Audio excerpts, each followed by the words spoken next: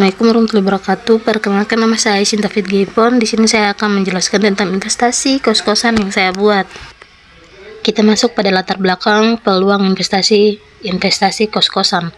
Pertumbuhan penduduk usia produktif, mahasiswa dan pekerja pendatang mendorong peningkatan kebutuhan hunian sementara yang terjangkau seperti rumah kos. Kos-kosan menjadi pilihan utama karena harga relatif mudah dan murah, lokasi strategis, dan fleksibilitas sewa menjadikannya sektor investasi properti yang prospektif dan stabil. Kesenjangan analisis investasi. Banyak usaha kos-kosan dibangun tanpa analisis investasi komprehensif, terutama terkait anggaran, proyeksi arus kas, dan kelayakan finansial. Kajian praktis mengenai analisis kelayakan investasi kos-kosan ini dengan indikator keuangan NPV, IRR, PI masih terbatas, khususnya untuk investasi menengah mulai dari 100 juta sampai 1 miliar. Analisis ini krusial untuk pengambilan keputusan investasi yang rasional dan meminimalkan risiko.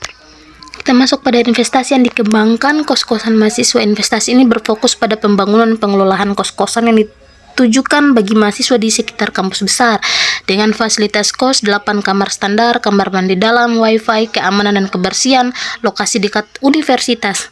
Ada juga strategi bisnis di mana sewanya itu 1.100.000 per bulan, okupansi 100%, permintaan tinggi dan kenaikan harga 10% per tahun. Ada juga sumber pendapatan. Sewa kamar adalah sumber pendapatan utama dengan kenaikan tarif mengikuti inflasi dan peningkatan permintaan. Teman-teman bisa melihat anggaran investasi awal di sini. 300 juta investasi awal dihitung dari biaya pembangunan, perlengkapan, dan izin, di mana ada pembangunan kamar, perabotan kamar, kasur, lemari, meja belajar, pemasangan listrik dan wifi, perbaikan lahan, modal kerja awal, biaya izin, dana cadangan, sehingga total investasi awalnya itu mencapai 300 juta. Ada juga proyeksi arus kas, pendapatan dan biaya operasional, di mana pendapatan sewa dihitung berdasarkan 8 kamar dengan harga 1.100.000 per bulan, okupansi 100% dan kenaikan tarif 10% per tahun. Biaya operasionalnya 15% dari pendapatan. Teman-teman bisa melihat dari tahun pertama sampai tahun kelima itu mengalami peningkatan yang cukup bagus. Mulai dari tahun pertama 105.600.000 rupiah sampai pada tahun kelima mencapai 154.608.960 rupiah. Ada juga indikator kelayakan investasi NPV positif dengan tingkat diskon 10%. NPV dihitung untuk menilai kelayakan investasi. Total PV inflow adalah 407.547.716 rupiah.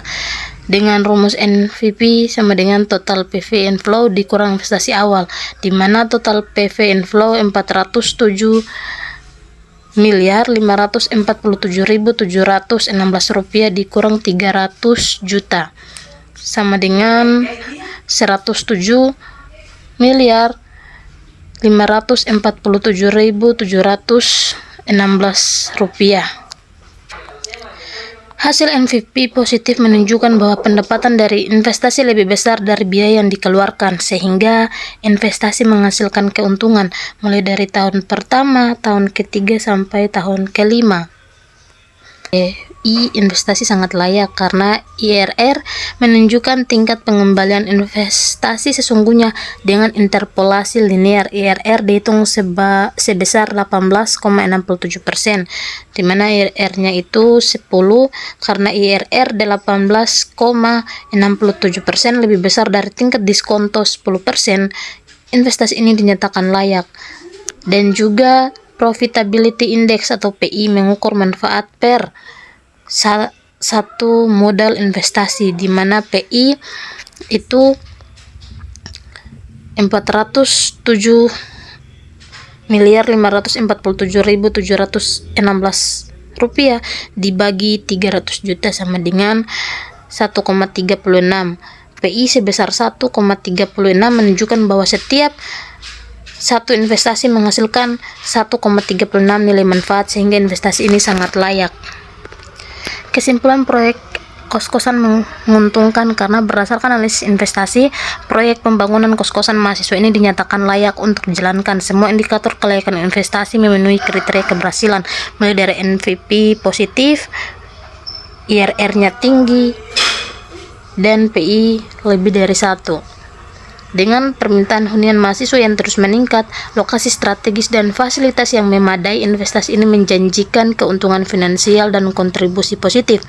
Proyek kos-kosan ini merupakan investasi yang menguntungkan, aman, dan layak direalisasikan. Itu saja yang dapat saya sampaikan. Assalamualaikum warahmatullahi wabarakatuh.